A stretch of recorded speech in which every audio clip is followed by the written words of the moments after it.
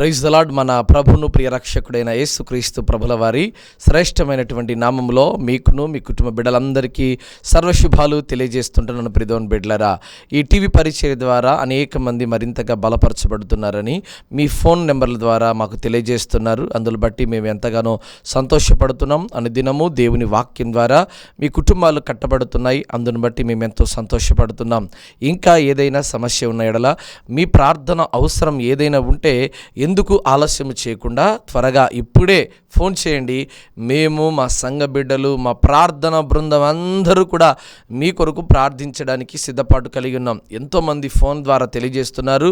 అనేకమైన బలహీనత నుంచి విడిపించబడుతున్నారు. అనేకమైనటువంటి సమస్యలు గుండా ఉన్నటువంటి వారందరినీ దేవుడు స్వస్థపరుస్తున్నారు. ఎన్నో సాక్ష్యాలు మేము వింటూ వస్తున్నాం. అందులో బట్టి దేవునికి మహిమ కలుగును గాక.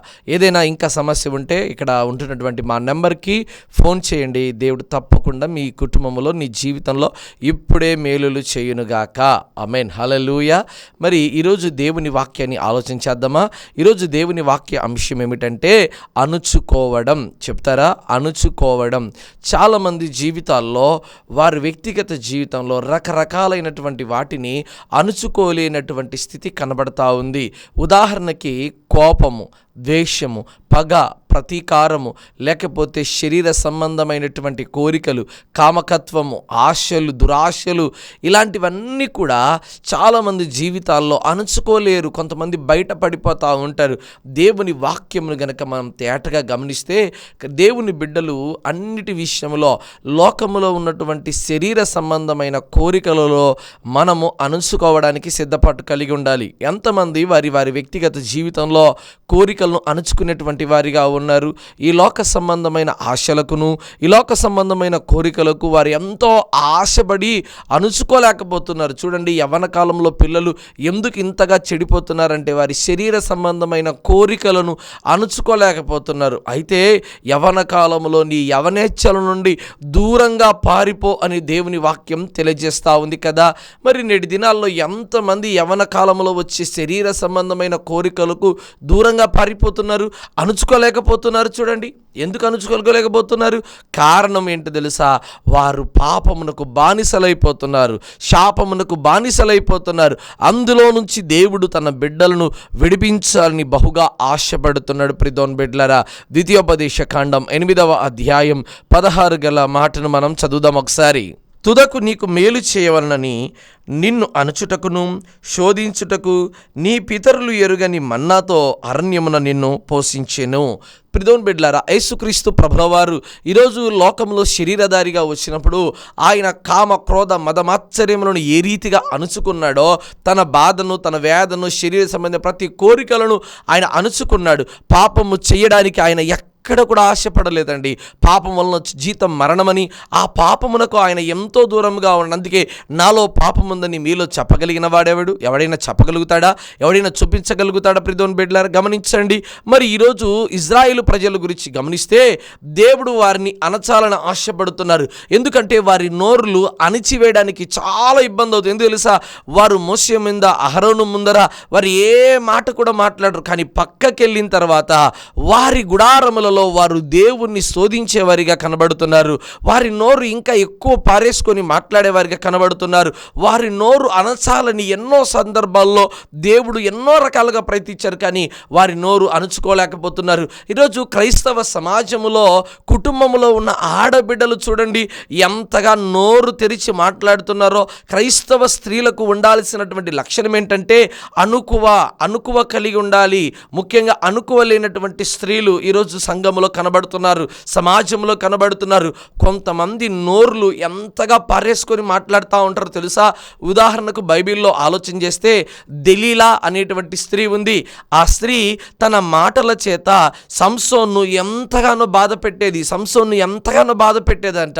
ఎందుకు ఈ మాట చెప్తున్నానంటే, స్త్రీకి అణుకువ కావాలి, స్త్రీ మాటలలో అణుకువ కావాలి. తగిన మాత్రము ఆమె మాటలు ఉండడం ఎంతో ఆశీర్వాదకరం. ప్రియదేవుని బిడ్డలారా, కానీ ఈరోజు నువ్వు టీవీ పరిచర్య ద్వారా వీక్షిస్తున్న తల్లి, ఎందుకు నీ నోరును అణుచుకోలేకపోతున్నావు? భర్త దగ్గర, కుటుంబం దగ్గర, అత్తమామల దగ్గర, లేకపోతే సమాజంలో ఎక్కడ చూసినా ఎటు చూసినా నీ నోరు పారేసుకొని అనుకోలేకుండా ఉంటున్నావు. ఇదిగో క్రైస్తవ బిడ్డలకు కావలసినటువంటి మాట ఏముండో చూడండి ఒకసారి. తిమోతికి రాస్తున్నటువంటి మొదటి పత్రిక 2వ అధ్యాయం 9 మాటను మనం చదువుతున్నాం. మరియు స్త్రీలను అనుకువయు స్వస్థబుద్ధి గలవారయ్యుండి తగుమాత్రపు వస్త్రముల చేతన గాని, జడల చేతనైనను, బంగారము చేతనైనను, ముత్యములతోనైనను, మిగులు వెలగల వస్త్రములతోనైనను అలంకరించుకొనక. అక్కడ స్త్రీలకు ఏమి కావాలని కోరుకుంటున్నాడంటే అనుకువ. ఈరోజు అనుకువగలిగిన స్త్రీలు లేరండి. వారి ఇష్టానుసారమైనటువంటి వస్త్రాలంకరణ, వారి ఇష్టానుసారమైనటువంటి మాటలు. సమాజంలో ఇదిగో స్త్రీలు సంఘములో మౌనంగా ఉండడం ఆశీర్వాదం అన్నారు కదా. కొంతమంది నోరు ఉందని ఇష్టానుసారంగా మాట్లాడే వాళ్ళు బయలుదేరారండి. అత్త మీద ఇదిగో తిరగబడి మాట్లాడేవాళ్ళు, ఇదిగో కోడలి మీద పడి అనవసరంగా మాట్లాడేటువంటి అత్తలు లేకపోలేరు ఈ లోకంలో. గమనించండి, ఈరోజు ఎందుకు ఇంత మాటలు మాట్లాడుతున్నావు? ఎందుకు నీకు కొంచెము కూడా తగ్గింపు లేదు, అనుకోలేదు? నువ్వు అణుచుకోవాలి. నువ్వు అణుచుకోవడం నేర్చుకో. ఎట్లా పడితే అలా మాట్లాడుతున్నావేమో. కొంతమంది ఇంటి దగ్గర ఉంటారండి, మన యొక్క బజారులో ఉండేటువంటి వారు ఉంటారు. కొంతమంది చిన్న సమస్యను ఎంత పెద్దగా చేస్తారంటే అనుకోలేని స్త్రీలు వారు ఎలా మాట్లాడతారంటే నోరు పారేసుకొని ఇష్టానుసారంగా మాట్లాడే వాళ్ళు ఉన్నారండి. ఎంతగా మాట్లాడే వాళ్ళుగా ఉన్నారంటే వారి నోటితో ఇతరులను ఎంతైనా మాట మాట్లాడతారు. బూతులు మాట్లాడేవాళ్ళు, గొడవ పడేవాళ్ళు, కొట్లాడేవాళ్ళు, భయంకరమైన స్థితి కనబడతా ఉంది. ముఖ్యంగా పురుషులు, మీకు కూడా అనుకువ కావాలి. ఈరోజు అనుకువలేని వాడు ఎలాంటి వాడంటే ఇదిగో బైక్తో పోలుస్తున్నాడు. ఎందుకంటే అణిగేవాడు కావాలి. వేగంగా వెళ్ళేటువంటి ఒక బైక్కు బ్రేక్ ఎంత అవసరమో పురుషులారా అహంకారంతో, గర్వంతో, కామంతో, క్రోధముతో ఈరోజు నువ్వు ఆస్తిని చూసుకొని, అంతస్తును చూసుకొని నువ్వు అనుకోలేకుండా పెరుగుతున్నావు. ఇదిగో ఎట్లా పడితే అట్లా చిన్న పెద్ద అనే తేడా లేకుండా నోరు పారేసుకొని మాట్లాడుతున్నావు. కాబట్టి నీకేం కావాలంటే అనుకువ కావాలి, అణుచుకోవాలి. నీ కోరికలను అణుచుకోవాలి, అనుకువ కావాలి, అణుచుకోవాలి. బైబిల్లో ఏదెను తోటలో ఆదామును అవ్వను దేవుడు తయారు చేసిన తర్వాత వారికి కలిగినటువంటి మొదటి సంతానమైనటువంటి కయీను ఉన్నాడు. ఆ కుమారు గురించి మాట్లాడుకుందాం. ఆదికాండము 4వ అధ్యాయం 4వ వచనాన్ని మనం చదువుతున్నాం. హేబేలు కూడా తన మందలో తొలిచూలు పుట్టిన వాటిని, క్రొవ్విన వాటిని కొన్ని తెచ్చెను. యెహోవా హేబేలు అతని అర్పణను లక్ష్యపెట్టెను, కయీనును అతని అర్పణను లక్ష్యపెట్టలేదు. కాబట్టి కయీనుకు మిక్కిలి కోపం వచ్చి అతడు తన ముఖమును చిన్నబుచ్చుకున్నాడు. చూడండి, హేబేలు అర్పణ దేవుడు అంగీకరించాడని, కయీను యొక్క అర్పణ దేవుడు అంగీకరించలేదని కయీను ముఖం ఎలా అయిపోయిందంటే ముఖమంతా మాడిపోతూ ఉంది, ముఖం మార్చుకుంటున్నాడు. ఇక్కడ బాగా స్పష్టంగా గమనిస్తే తన కోపము అణుచుకోలేక అది కళ్ళకు ముందర బయటపడుతుంది. ఎలా బయటపడుతుంది తెలుసా? తన ముఖ కవలికలను బట్టి. కొంతమంది కోపాన్ని అణుచుకోలేక వీటి మీద చూపిస్తూ ఉంటాడు, చేతగాని వాళ్ళలాగా. ఈరోజు నువ్వు కూడా చేతగాని దానిలాగా మాట్లాడుతున్నావా? నీ కోపాన్ని నువ్వు అణుచుకోలేకపోతున్నావే. నీ సెల్ ఫోన్ నువ్వు పడేస్తావు, నీ బట్టల్ని కాల్ చేస్తావు, ఇదిగో ఇతరుని ఎలా పడితే అలా మాట్లాడతావు. నీకున్న విలువైనటువంటి చేతిలో ఉన్న పరికరాలను కూడా ఇసిరి పడేసి పగలగొట్టేదానికి కూడా నువ్వు వెనుకాడట్లేదు. అలాంటి స్థితి నీలో కనబడతా ఉంది. కయీను కూడా తన కోపాన్ని అణుచుకోలేడు. గుర్రానికి కళ్ళెము లేకపోతే అది అనగదు, విస్తార వేగంగా పరిగెడుతూ ఉంటుంది. ఎప్పుడైతే దాని నోటికి కళ్ళెము ఉంటుందో అప్పుడు అది అణుగుతుంది. అలాగే క్రైస్తవ బిడ్డలారా, దేవుని బిడ్డలారా, మీకు కోపం అనేటువంటిది వేగంగా పెరిగిపోతే తద్వారా నువ్వే నాశనం అయిపోతావు. ఇదిగో చూడండి, గమనించండి, దేవుని వాక్యం స్పష్టంగా తెలియజేస్తుంది. తెలుసా, నీ కోపం దేవుని నీతిని ఎప్పుడు నెరవేర్చదు. కోపపడుడి కానీ పాపం చేయకండి అంటున్నాడు. ఈరోజు కోపంలో ఎన్ని పాపాలు చేసావో ఒకసారి గమనించు. దేవుని వాక్యం స్పష్టంగా తెలియజేస్తుంది. ప్రియమైన బిడ్డలారా, ఇక్కడ కోపాన్ని కయీను అణుచుకోలేకపోయాడు. ఈరోజు నువ్వు అణుచుకుంటున్నావా కోపాన్ని? నీ భార్య ఏదో చిన్న తప్పు చేసింది, ఆ కోపాన్ని అణుచుకుంటున్నావా? లేకపోతే ఎలా పడితే అలా దూషిస్తున్నావా? నీ భర్త ఏదో తెలిసో తెలియక చిన్న తప్పిదం చేశాడు, అతని మీద అనవసరమైన మాటలు మాట్లాడి కోపాన్ని అంతా చూపిస్తున్నావా అణుచుకోలేక? ఒక మంచి ఉద్యోగస్తులు, ఒక బాస్వి, నీ దగ్గర పనిచేసే స్టాఫ్ ఏదో చిన్న మిస్టేక్ చేశారు, దానికి నువ్వు నీ కోపాన్నంతా వాళ్ళ మీద చూపిస్తున్నావు. ఏదైనా కొంచెం కోపాన్ని అణుచుకున్నావా? ఏదో వంటలో కొంచెం ఇబ్బంది అయింది, నీ కోపాన్నంతా చూపిస్తున్నావే, అణుచుకున్నావా నీ కోపాన్ని? ఎక్కడ అణుచుకుంటున్నామండి ఈరోజు?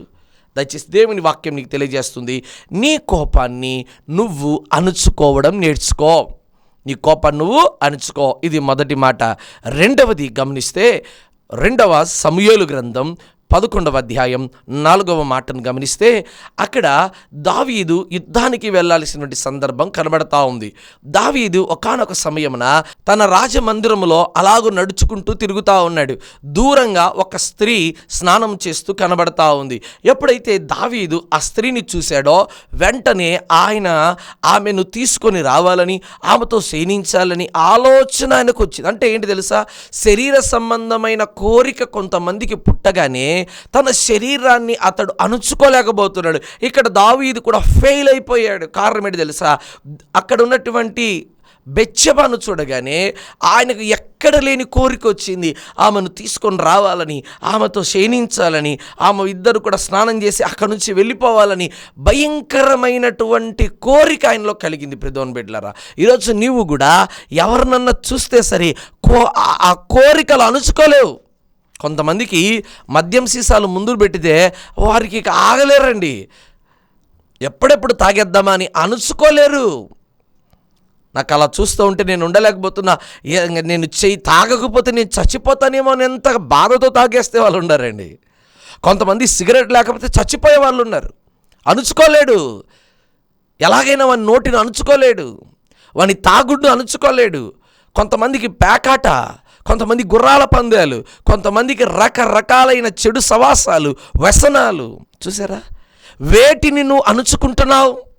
వేటిని నువ్వు అణుచుకుంటున్నావు? శరీర సంబంధమైన కోరికలను నువ్వు అణుచుకోవడం నేర్చుకోవట్లేదే. కొంతమందికి డబ్బులంటే పిచ్చి. ఆ డబ్బులుంటే ఇక కళ్ళు ముందు కనపరావు. ఎంత పడితే అంత డబ్బులు పెట్టి కొని ఆ డబ్బుతో జల్సా చేస్తారు. డబ్బులు ఉన్నప్పుడు సేవ్ చేసుకోవడం అంటే అణుచుకోవడం నేర్చుకోలేరు కదా. కొంతమందికి షాపింగ్ పిచ్చి, ఎంత పడితే అంత కొంటా ఉంటారు, అణుచుకోలేరు కోరికల్ని. నీ కోరికలకు కొంచెం గుర్రానికి కళ్ళెం వేసినట్టువే, లేకపోతే నువ్వు ఎందుకు పనికి రాకుండా పోతావు. జాగ్రత్త ప్రియమైన బిడ్డలారా, జాగ్రత్త. నీ కోరికలకు నువ్వు కళ్ళెం వేయడం నేర్చుకో. నీ కోరికలకు నువ్వు కొంచెం కళ్ళెం వేయడం నేర్చుకో. అప్పుడే ఆ కోరికలకు కొంచెం అణుగుతావు, లేకపోతే నీ ఇష్టానుసారంగా నడుచుకుంటావు. దావీదు ఆ బెత్షెబను తీసుకొని వచ్చి ఇదిగో ఆమెతో శయనించి స్నానం చేసి ఏమీ ఎరుగనటువంటి వాడిగా ఇద్దరు కూడా వెళ్ళిపోయారు. తర్వాత చూస్తే ఒకానొక సమయంలో ఆమె గర్భం ధరిస్తూ ఉంటుంది. చూసావా? నీవు చేసినటువంటి శరీర సంబంధమైన ఆ కోరికను నువ్వు అణుచుకోలేకపోయావు. తద్వారా ఒక బిడ్డ జబ్బుతో మొత్తబడి చచ్చిపోవడం జరిగింది. నువ్వు చేసిన తెలిసి తెలియక చేసినటువంటి పనులు, యవన కాలంలో నీ యవనేచ్ఛల నుండి దూరంగా పారిపోవలసిన నీవు శరీరంలో లోక సంబంధమైనటువంటి కోరికలకు కళ్ళు కనిపించక విచ్చలవిడితనంతో ఎక్కడ పడితే అక్కడ స్త్రీలతో నువ్వు శయనించి వారిని గర్భవతులు చేస్తున్నావు. అరే, నేను ఆడబిడ్డనే, నేను కొంచెం కంట్రోల్లో ఉండాలి, నేను నా కోరికలు అణుచుకోవాలని లేకుండా కంటికి కనబడిన వాడిని అంతా ప్రేమించుకుంటూ మనసు ఇచ్చుకుంటూ పోతున్నావే, ఏమైనా నీకు బాగుందా? నీ శరీరం నువ్వు పాడు చేసుకుంటున్నావు. నీ శరీర కోరికలను అణుచుకోలేకపోతున్నావు. కొంతమందికి ఇతరులు కొనిచ్చేటువంటి వాటికి భలే ఆశ అండి. ఉదాహరణకి ప్రేమించినటువంటి అబ్బాయి దగ్గర ఎన్ని కోరికలు కావాలంటే నీకు అణుచుకోలేరు. నోరును కంట్రోల్ పెట్టుకో, నీ కంటిని కంట్రోల్లో పెట్టుకో, నీ చేతిని కంట్రోల్ పెట్టుకో, నీ కాళ్ళను, నీ దేహాన్ని నువ్వు అణుచుకోవడం నేర్చుకోవాలా. ఎందుకంటే దీనికి అదుపు లేకపోతే, ఈ శరీరానికి కనుక అదుపు లేకపోతే ఇది ఇష్టానుసారంగా పరిగెడుతుంది. అప్పుడు నువ్వు చాలా ఇబ్బంది పడతావు. అదుపు లేకుండా ఇష్టానుసారమైన తిండి తిని తిని తిని ఏమైపోయిందో తెలుసా? నీ ఒళ్ళు కూడా నీకు సహకరించలేని స్థితి, నడవలేని స్థితి, కూర్చోలేని స్థితి, ఆయాసం, స్తుతి మించినటువంటి తిండి, లెక్కకు మించినటువంటి తిండి తింటూనే ఉంటావు. తిండి పోతులు దేవుని రాజ్యాన్ని స్వాతంత్రించుకోరు. ఎంత తిండి అండి నువ్వు తినేది? తిండి కోసమే బతుకుతున్నావు. నీ కోరికలను కొంచెం కంట్రోల్ చేసుకోలేవా? ఒక్క రోజైనా దేవుని కొరకు ఉపవాసం ఉన్నావా? ఒక్క రోజైనా దేవుని సన్నిధిలో కన్నీళ్లు కార్చావా? అణుచుకున్నావా నీ కోరికల్ని? కోపాన్ని అణుచుకోలేవు, శరీర సంబంధమైన కామ కోరికలను నువ్వు అణుచుకోలేవు. ఎట్లండి ఇట్లయితే నువ్వు ఎలా బాగుపడతావు? దేవుడు అంటున్నాడు, అణుచుకో, అనుకువ కలిగి ఉండు, స్వస్థ బుద్ధి కలిగి ఉండు, మంచి బుద్ధి కలిగి ఉండు అని దేవుని వాక్యం ఇక్కడ స్పష్టంగా తెలియజేస్తుంది. హెబ్రీలకు రాసిన పత్రిక 12వ అధ్యాయం 16 గల మాటను చదువుతున్నాం. అక్కడ ఏశావు అనేటువంటి వ్యక్తి కనబడుతున్నాడు. ఒక్క పూట కూటి కొరకు ఆ ఏశావు చేసినటువంటి పని ఏంటో తెలుసా? ఇదిగో తన జ్యేష్ఠత్వాన్ని అమ్మేసుకున్నాడండి తిండి కోసం. ఇప్పుడే చెప్పాను, కొంతమంది తిండి కోసం ఎంత పనైనా చేస్తారండి. వేటకెళ్ళాడు, వేట నుంచి వచ్చాడు, యాకోబు ఇంట్లో చక్కగా ఒక కూరను చేస్తున్నాడు, వేడి వేడి కూర. ఆ కూర చిక్కుడుగాయల కూర, ఎర్రగా కనబడతా ఉంది. అది చూస్తానే తినాలి, తినకపోతే నేను చచ్చిపోతానేమో అనేటువంటి భయంతో తన జ్యేష్ఠత్వాన్ని కూడా అమ్ముకునేటువంటి స్థితిలో ఎవరున్నారంటే ఏశావు ఉన్నాడు. కంట్రోల్ చేసుకోలేకపోయినాడు. అది చూస్తానే అతని నోట్లో నీళ్లు ఊరిపోతున్నాయి. కొంతమంది ఎంత ఆశపోతులంటే ఎంత తిన్న వరకు తృప్తి ఉండదని వాళ్ళకు అణుచుకోలేరండి వాళ్ళ కోరికను. నువ్వు పక్కింటికి వెళ్ళావు లేదా నీ చుట్టాలింటికి వెళ్ళావు, ఎక్కడ ఎలా ఉండాలో ఎలా బిహేవ్ చేయాలో నీకు తెలియదా? తిండి కోసం అంతా చచ్చిపోతావా నువ్వు? లేకపోతే అణుచుకోలేవా నీ నోరుని? అందుకే నీ గొంతుకు కత్తికి పెట్టుకోమన్నాడు వాక్యంలో. నీ గొంతుకకు కత్తి పెట్టుకో, లేకపోతే అధికమైన తిండి తింటావు. భక్తుడు అంటున్నాడు, అయ్యా నాకు తిండి ఎక్కువ వద్దు, అలాగని తక్కువ వద్దు, తగిన మాత్రమే నాయన. ఎందుకంటే ఎక్కువైనా ఇబ్బందే, తక్కువైనా ఇబ్బందే. ఈరోజు ఎంతమంది అణుచుకునేవారిగా ఉన్నారు వారి శరీర కోరికలు. మన జీవితంలో మనకు సెల్ ఫోన్ లేకపోతే, 5 నిమిషాలు సెల్ ఫోన్ లేకపోతే వాని యొక్క ఆలోచన అణుచుకోలేడండి. వాని ఆలోచన వాడు అణుచుకోలేడు. ఎంతోమంది వారి సెల్ ఫోన్కి వారు అడక్ట్ అయిపోయారు, ఆ కోరికలకు అడక్ట్ అయిపోయారు. అలాంటి కోరికలలో వారు ఎలా ఉన్నారంటే ఆ సెల్ ఫోన్ కోసం ఎంత పనైనా దిగజారుతారండి, ఎంతకైనా దిగజారుతారు.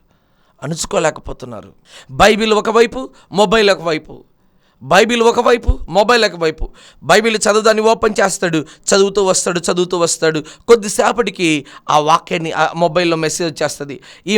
ఈ బైబిల్ కొంచెం పక్కన పెట్టేసి ఆ మొబైల్ అంటే కొద్దిసేపు కూడా ఆ సెల్ ఫోన్ పట్టుకోకుండా తన కోరికను అణుచుకోలేకుండా ఉండలేడండి. కొంతమందికి ఆ శరీర సంబంధమైన పార్న్ వీడియోస్కి అలవాటు పడిపోయి ఉంటారు. అది చూడకపోతే వాడు చచ్చిపోతాడేమో అన్నంత స్థితిలో వాడు ఉంటాడు. అణుచుకోలేడు కోరికల్ని, అణుచుకోలేకపోతున్నాడు శరీర సంబంధమైన కోరికల్ని. కొంతమంది లంచానికి అలవాటు పడి ఉంటారు, డబ్బులకు అలవాటు పడిపోయి ఉంటారు. ఎవరో తెలుసా? యూదా ఇస్కారియోతు. యోహాను శుభవార్త 13వ అధ్యాయం 29 మాటలు గమనిస్తే అక్కడ యూదా ఇస్కారియోతు దగ్గర ఆల్రెడీ డబ్బు సంచి కనబడతా ఉంది. డబ్బు సంచి అతని దగ్గర ఉంది. కొంతమంది లంచాలకు అలవాటు పడి ఉంటారు, అందులో వాళ్ళు అణుచుకోలేరు. ఇక ఏదైనా పని చేయాలంటే డబ్బులు, డబ్బు లేకపోతే పని చేయడు. అణుచుకోలేకపోతున్నాడు. లంచాలకు అలవాటు పడినటువంటి శరీరం కదా నీది. అణుచుకోలేవా నీ శరీరాన్ని నువ్వు? ఎప్పుడైతే నీ శరీరం నీ కంట్రోల్లో లేకపోద్దో అప్పుడు ఆటోమేటిక్గా నువ్వు దాని కంట్రోల్లోకి వెళ్ళిపోవాలి. మనం చెప్పినట్టు ఈ దేహం వినాలి, మనం చెప్పినట్టే ఈ కన్ను ఉండాలి, మనం చెప్పినట్టే ఈ చేతులు, మనం చెప్పినట్టే ఈ నోరు, అన్నీ కూడా నీ కంట్రోల్లో ఉండాలి, నీ కమాండ్లో ఉండాలి. అంతేకాని నీ కంట్రోల్లో లేకుండా అవుట్ ఆఫ్ ద కంట్రోల్ వెళ్ళిపోతే నువ్వు కూడా అవుట్ ఆఫ్ ద బాక్స్ వెళ్ళిపోతావు, అవుట్ ఆఫ్ ద బార్డర్ వెళ్ళిపోతావు, బయటికి వెళ్ళిపోతావు నువ్వు. జాగ్రత్త ప్రియమైన బిడ్డలారా, నీ కోరికలు, నీ కోపాన్ని, నీ ఆశలను, నీ శరీర సంబంధమైన కోరికలు, నీ కోపాన్ని, నీ ద్వేషాన్ని, నీ పగను, నీ ప్రతీకారాలు అన్నిటినీ నువ్వు అణుచుకో. లేకపోతే చాలా ఇబ్బంది పడతావు. ముఖ్యంగా స్త్రీ సమాజం, నీకున్నటువంటి కోరికలు కొంచెం కంట్రోల్ చేసుకోమా. నీ భర్త సంపాదన ఎంత, నీ కుటుంబ ఆదాయం ఎంత, నీ కోరికలు ఎంతగా నువ్వు అణుచుకుంటున్నావు? ఏదైనా గొడవ సమస్య జరిగిందంటే ఏదర్ భార్య ద్వారా కానీ భర్త ద్వారా, ఇద్దరిలో ఎవరో ఒకరు నోరు అణుచుకుంటే అయిపోద్ది సమస్య. భర్త కోప్పడ్డా, భార్య నోరు అణుచుకుందంటే ఎటువంటి సమస్య లేదు. ఒకవేళ భార్య ఏదైనా మాట్లాడుతుంటే భర్త కోపాన్ని ఆవేశాన్ని నోరును అణుచుకుంటే అంతటితో సమస్య అయిపోద్ది.